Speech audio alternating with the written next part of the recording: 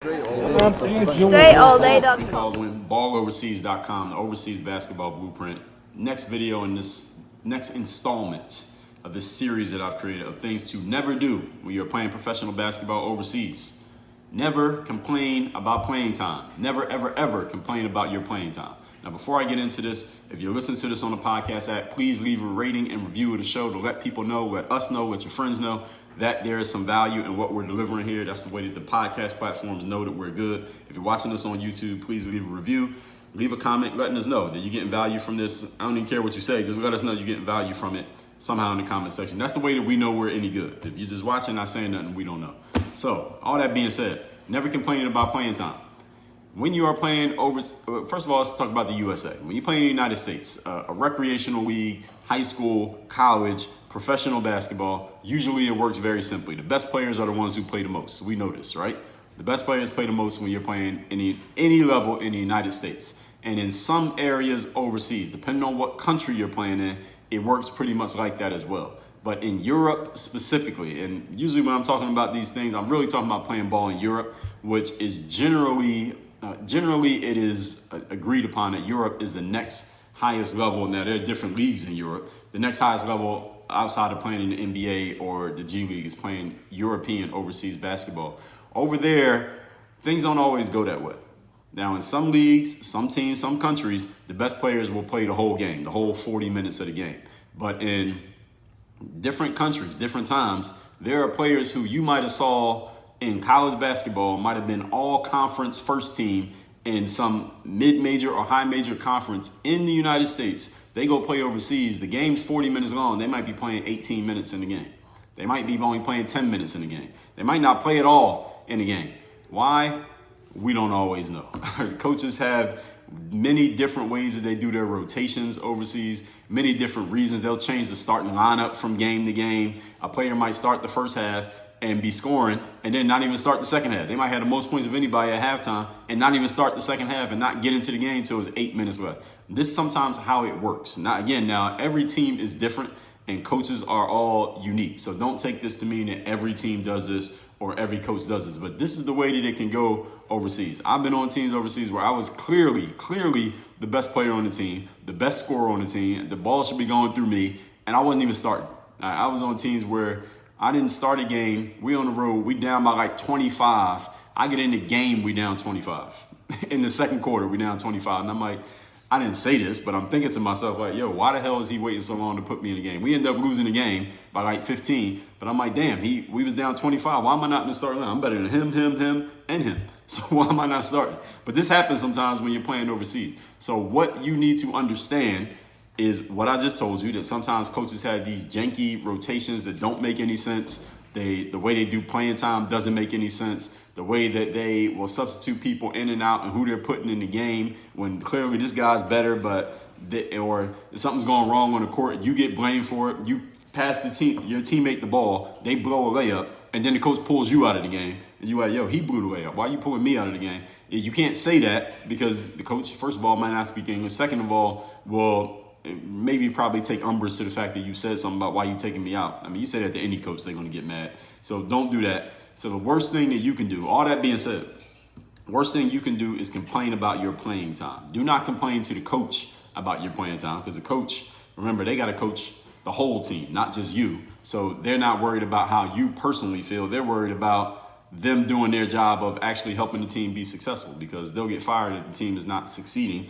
I think, and you, if you're rationally thinking about it, they probably understand that putting you in the game at certain junctures might help the team have a better chance of winning. But if they're not doing that and you think it will help, but obviously they don't, listen, don't try to convince them and tell them, well, look, dummy, put me in the game and maybe you'll start winning and you won't get fired. They probably have considered that. So even if you think they're wrong, listen, keep thinking that. You can think whatever the hell you want. Just don't say it. Do not complain about your playing time to the coach. Now, if you want to talk about playing time, actually, let me tell you what else not to do. Do not slump around or just have a negative energy around your teammates because you're not playing. Because one thing that I've said many times in these videos on the show is that when you're an import player, everybody's noticing you anyway. Even if there's more than one import on the team, everybody's noticing everything you do. They're taking note of your energy, the way you approach every day, the way that you, just your overall approach to the game, period. They're noticing everything. You're under the microscope.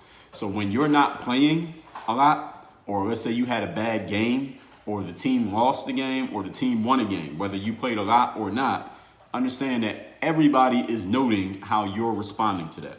So let's say the team wins a game by 20, but you barely played. Everybody's noticing your energy. Are you happy that the team won the game, or are you more annoyed because you didn't play? Or let's say you scored 30 in a game, but your team lost. Are you excited and happy because your team, even though your team lost, you had 30, you're happy because of how many points you had? They're noticing these things. Nobody's saying anything. Nobody was going to tell you these things, but they're noticing all this stuff. They're watching your energy at all times, and they know what just happened. So they're seeing how you respond. So if you're not playing a lot, they're noticing, do you stay positive?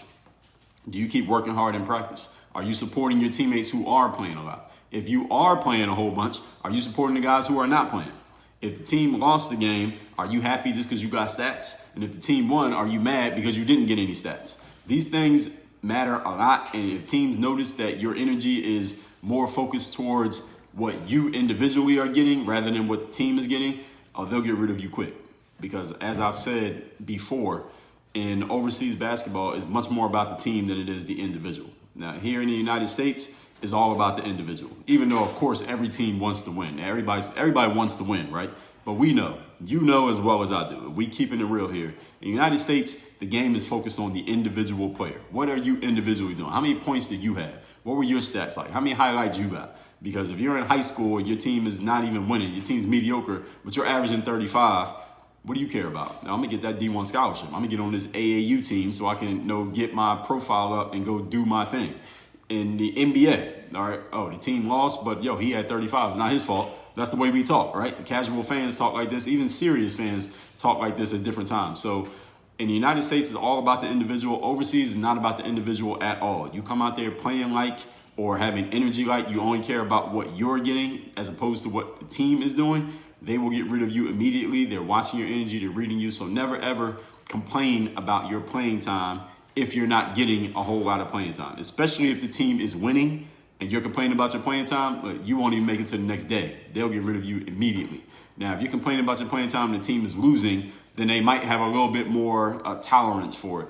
But if you do want to complain, let's say you have an issue with your playing time and you want to play more, who do you talk to? Talk to one of the assistant coaches and don't come to them bitching like, yo, I'm not playing. Why I'm not getting more playing time? I'm the best player on the team. Don't come like that. Ask them, hey, what is it that I need to do to help the team better? How can I get out here and really help the team so I can be a part of this and help the team win?